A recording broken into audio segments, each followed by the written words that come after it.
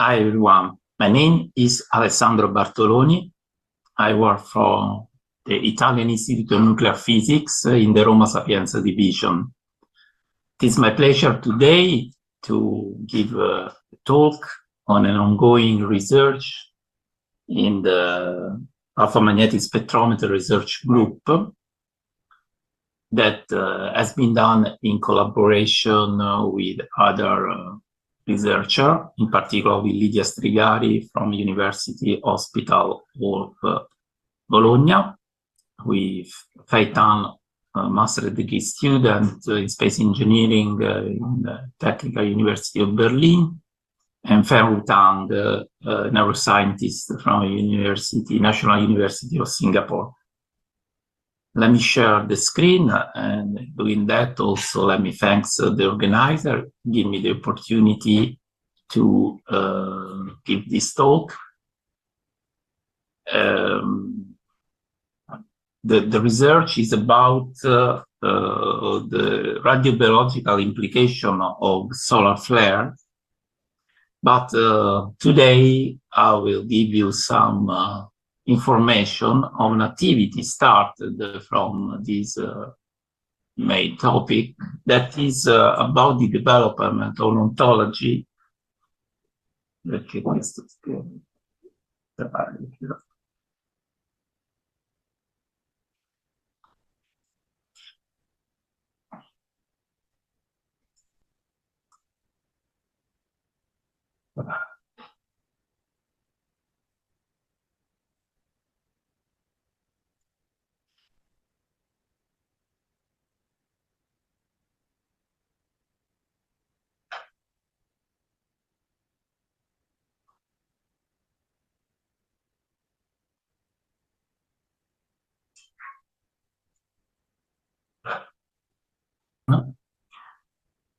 Hi everyone, my name is Alessandro Bartoloni. I work for the Italian Institute of Nuclear Physics in the Roma Sapienza division. And it's my pleasure today to present ongoing research in the alpha magnetic spectrometer research group here in Roma Sapienza, done in collaboration with Lidia Strigari with the University Hospital of Bologna, Feitan of the Technical University. Hi everyone, my name is Alessandro Bartoloni. I work for the Italian Institute of Nuclear Physics in the Roma Sapienza division, and it is my pleasure today to work. Hi everyone, my name is Alessandro Bartoloni. I work for the Italian Institute of Nuclear Physics in the Roma Sapienza division. It is my pleasure today to present an ongoing research in the alpha magnetic spectrometer research group in Roma, done in collaboration also with Lidia Strigari of the University Hospital of Bologna and Feitan of the Technische Universität Berlin. She's a master's degree in space engineering student, and Fen Tang, a neuroscientist from the National Singapore University. Let me thank the organizer that gave me this opportunity to present. The work is about development of an ontology for space radiobiology literature reviews. This kind of work is started because with this colleague, we would like to do literature review to assess the status of the research, of the knowledge about the implication, radiobiological implication of solar flare. Solar flare is a phenomena that happens in the sun. You can see on the right on this picture. This was some sun activity and solar flare that happened 2 months ago in May this year. And you can see that in the center of the figure, the sun is obscured, but it is possible so to see that solar flare activity, and this could be very dangerous because this kind of activities produce the emission of energetic particles that could be dangerous for astronauts or space workers eventually present in this space. But the The main point, the work that we present today is instead in this kind of topic. And just to contextualize the research, I will show you this report produced by the World Economic Forum and published in June in collaboration with Frontiers editors about the identification of the top 10 emergency technology of 2024. This work, of course, involved hundreds of scientists that through surveys was asked to identify the more promising technologies. And at the end, 10 of that was identified, taking into account the novelty, the applicability, the depth, and the power. I will just concentrate on the very first one, that is the AI for scientific discovery or pioneering new frontiers in knowledge. In the report, there is this statement that AI is emerging as a transformative general purpose technology in scientific research that can unearth discoveries that would have otherwise remained hidden. With the current rate of innovation, these are likely to lead to advances in many different areas. And one of these, that highlighted in the red in this slide, is the breakthrough in the life sciences that extend current understanding of biology. This is essentially what radiobiology is. The point is about the fact that thanks to the AI, scientists building and using large language models can mine vast amounts of scientific literature and in that sense engage with AI chatbots to brainstorm new hypotheses. And this kind of tool of using AI to mine the existent literature not only helping analyze extensive data set, but also drive groundbreaking discovery through deep learning. So this essentially our work is, we start of course before June, but is in this kind of fields. And you can see also in this slide, also taken from the report, that many countries are investing at the academic level, and also not only at the academic level, first of all, the United States, China, Germany, United Kingdom, India, Canada, Norway. And also you can see that this kind of topic is involved a lot of leading edge industries like the internet one, the software, the healthcare, the computer hardware, the industries. But coming back to our application, what is about space radiobiology. Space radiobiology is a concern, you can see in this artistic picture on the left, because especially in deep space, that means outside the Van Allen belt, so when we are very far from the protection, the geomagnetosphere, there is a lot of different components of charged particles produced by the galaxies, by the sun, that could be dangerous for the astronauts. In this sense, when we start to make this review, we also decide to create an ontology that could help us also in a more general way in this kind of analysis and research. Why, if you are curious why we start for solar flare, because solar flare are characterized by intense bursts of charged particles and ionizing radiation pose a potential risk for humans, especially beyond low Earth orbit. Beyond low Earth orbit means, for example, the moon exploration or the Mars exploration. So essentially, what is in the plan of the space agency for this and the next decades. And to contextualize, since the damage due to the radiation is usually correlated to the time of exposition, instead the solar flare are something that happens in an unpredictable way, and essentially also they are very intense in the sense that they produce a lot of radiation in a time window of few days. So in that sense, even if we plan to stay in the deep space only 1 or 2 weeks, This is one of the primary concerns for the very beginning of the human space exploration. This is why we choose this argument. But this is not so much relevant for the ontology development. Instead, for what regards the materials and method, as any review, we started mining the PubMed database, and we produce a carry string in which we put all the keywords that we think are relevant for this kind of investigation. You can see here the string.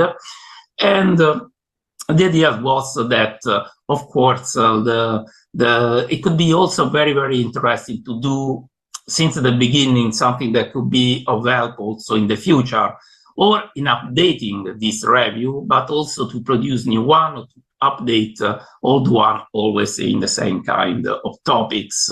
Essentially also introducing key performance indicator about possible damage or radiobiological effect. So we developed an ontology that it was based at the moment on 11 domains or taxonomies, focusing classified papers for relevance in the space radiation and radiobiology field. This was the focus. Each taxonomy at the moment includes approximately 60 to 80 expressions, each composed of 1 to 4 words. In this scheme, you can see the 11 in green, the 11 taxonomies or domain that we identify.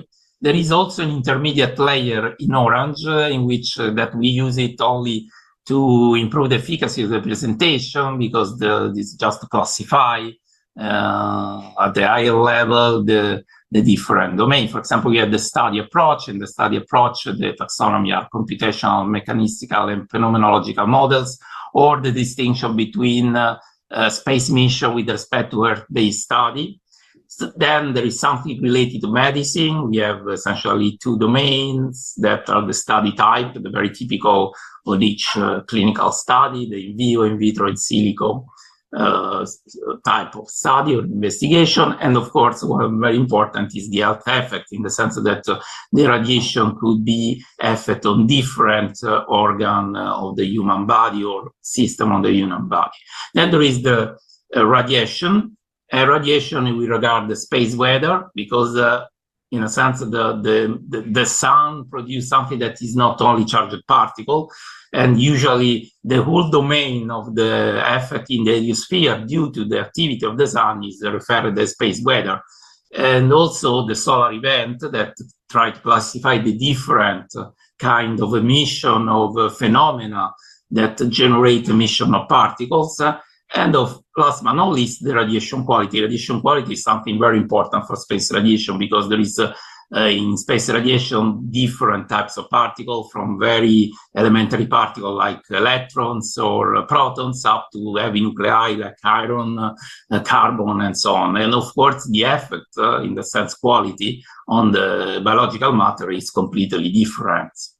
And at the end, there is this radiobiology key performance indicator that is, in a sense, characterize the ontology to be used for the radiobiology, not only space. In that sense, we identify 4 domains: the radiosensitivity, the dose biomarkers, the genomic stability, and the cellular repair efficiency. These are all different ways to identify or to measure the effect of radiation at the biological level.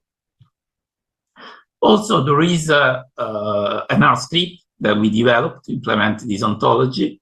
The R script essentially assigns a paper a score, at each paper a score by examining the abstract.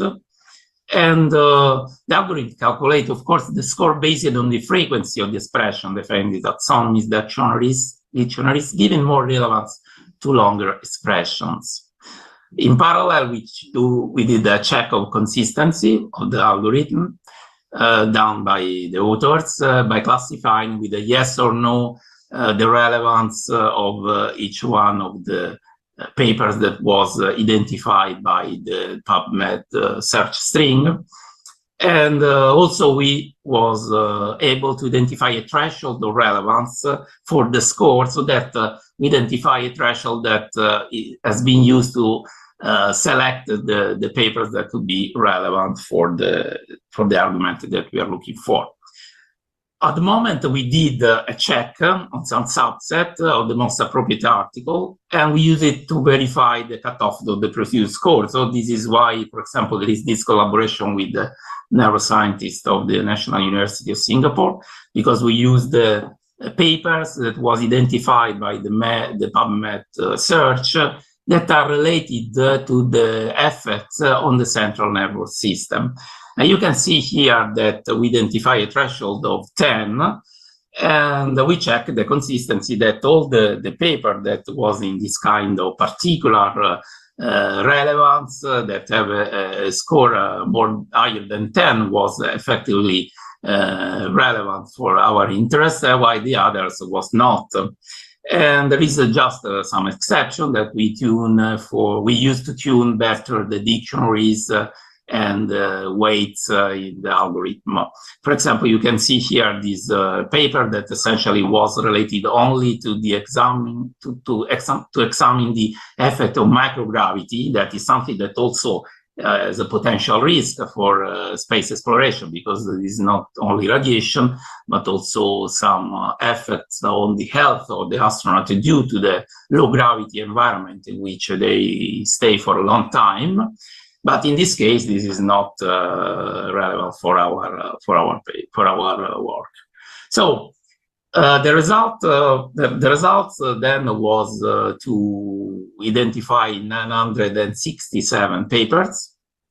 Based on the title, we did this check of consistency, and 773 was excluded using a weighted expression across the defined taxonomies effectively.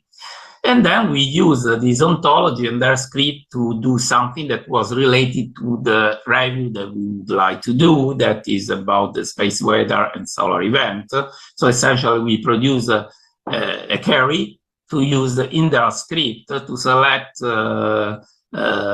using the scores, which are the papers that are relevant for our review.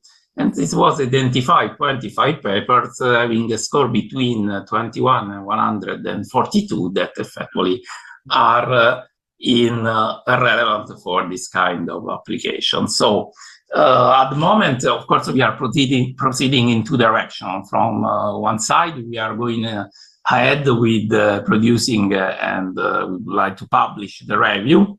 That, of course, at the moment, we just can say that the PubMed research and the use of the ontology reveals a growing body of knowledge on the intricate interplay between solar activities, charged particle, and associated radiation in the context of human health. But of course, this was, in a sense, something that was not surprising, but it's clear that to make an improvement is always needed to make an assessment of what is the status of the knowledge on that field. While for what regard the ontology development, I can show you, for example, 3 examples that was always related to the paper that was related to the effect on the central nervous system. And this, you can also see another thing that is not in the slide, because we produce also some sort of intermediate level of high-level taxonomies that could be used to clarify more quickly in a more comprehensible way the argument, the topics, the issue that are touched and faced and addressed by the papers. In this case, you can see, for example, this paper that a score of 50.8, and these are the taxonomies hits at this high level, that we call high level topics. And you can see that are very comprehensible, more than the original expression of the dictionaries. I would like to clarify that the score is not a quality score. So this 50 is not the quality of the paper. It's just a score that highlights how much there is a potentiality of these articles to be relevant for the review. Here you can see another one that is again a very high score, 131. And again, the high-level taxonomy set that clarify very quickly the kind of argument that in the paper. And also another one that is 92.6. And this is to say that also in after application of the ontology, in this specific case of the solar flare, also by radiobiological implication of solar flare, there is the consistency of the paper that was identified. So, in conclusion, we created an ontology with 11 taxonomies to classify the radiobiological implication of space radiation. As a methodology, we use an R script, and we apply this ontology to analyze abstracts from a PubMed search, identifying relevant papers efficiently. The ontology-driven approach allows us to systematically qualify and categorize the literature, highlighting key research areas and trends. And this methodology is not only effective for the initial review, but it also be utilized to periodically update the set of relevant papers automatically, ensuring that our review remains current with the latest research. As a future application, of course, the automated nature of this approach offers potential for continuous monitoring and analysis in various scientific domains, enhancing the efficiency and comprehensiveness of literature reviews. And also, this is one of the interesting things, that this kind of ontology, radiobiology, is also under development. For example, in the NASA Ames Research Laboratory, they use this kind of ontologies to categorize, classify the experimental data set, because this is one of the very crucial problem about experimentation, this kind of field. There is a lot of data, but it's very difficult to compare the data to understand how much they are homogeneous or not. So they are doing this work, and in the future we would like to try to merge the work that we did to produce literature reviews with the work that they are doing since a while to categorize and classify the experimental data set. So thank you very much for the attention. Let me thank again the organizer.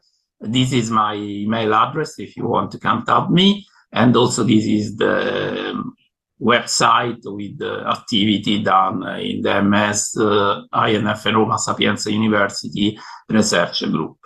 Thanks again.